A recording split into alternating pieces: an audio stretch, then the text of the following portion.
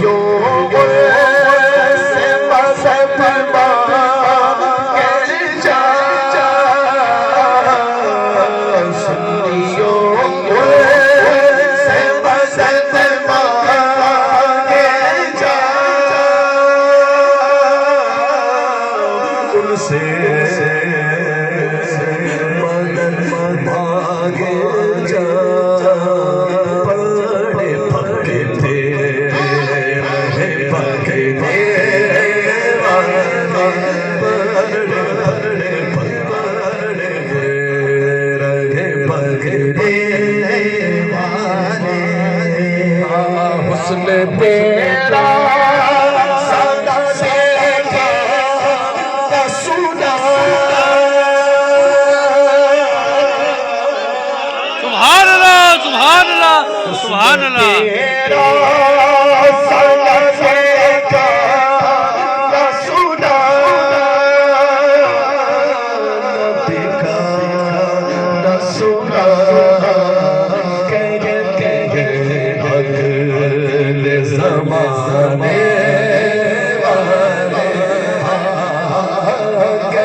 کہتے ہیں اگلے زمانے والے حسن تیرا حسن تیرا حسن تیرا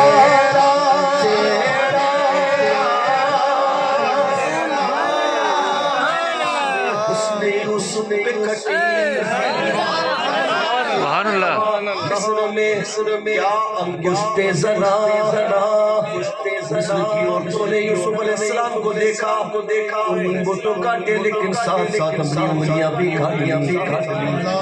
حضرت کہتے ہیں حسن یوسف پہ کٹی مصر میں انگشت زنا لیکن سر کٹاتے ہیں تیرے نام پہ مردانے مصر میں مصر کی عورتوں نے حسن یوسف دیکھا نیمبو دیکھ کے کٹے یہاں تیرے نام پہ سبحان اللہ سبحان اللہ مصر کی عورتیں ہیں یا عرب کے مرد